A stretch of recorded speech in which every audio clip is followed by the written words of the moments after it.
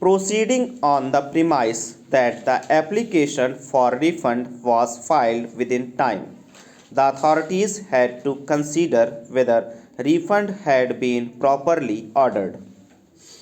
In our opinion, the order of the Commissioner of Customs under Section 129D did not suffer from any infirmity. The said section enables an order being passed if the Commissioner is not satisfied as to the legality or propriety of the order of the Assistant Collector in the instant case.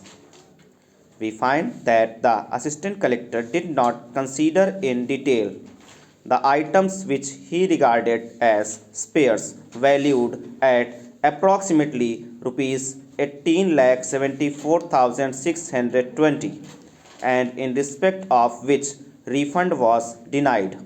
After dealing with this item in respect of other items for which refund of about rupees 2.50 crores was ordered, the Assistant Collector observed as follows. These functions of other items were verified and they were found to be installed in the relevant equipments. I agree that they are forming part of the relevant equipments itself, which can be classified as capital goods. The chartered engineer has also confirmed that these items are accessories. I accept the same and extend the concession under the EPCG scheme for these items. We are of the opinion that the aforesaid cryptic order of the Assistant Collector would not be regarded legal. Just as the Assistant Collector had considered each item and came to the conclusion that they were spares, it was incumbent upon him to give details of the other items before coming to the conclusion that they were accessories and not spares. It is to be borne in mind that the duty was paid by the respondent on the basis of the claim of the appellant, namely that was imported were spares and not accessories. The refund could be ordered only if there was a positive finding based on tangible material to the effect that what was imported were accessories and not spares.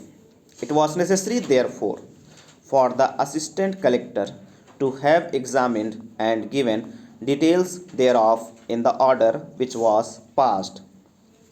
This not having been done, apart from anything else, the Commissioner was justified in passing an order under Section 129D and directing the filing of an appeal.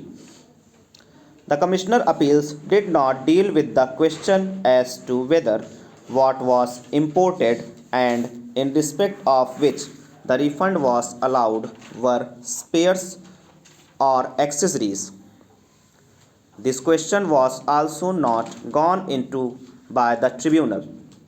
The Commissioner appeals did not decide it because it was of the opinion that the application for refund itself was barred by time, inasmuch as the application for refund is not to be regarded as having been filed within time.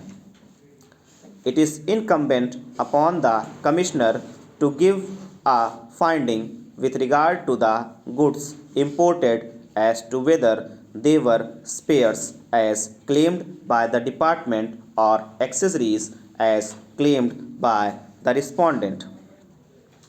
The orders of the Commissioner appeals and the tribunal are therefore liable to be set aside over.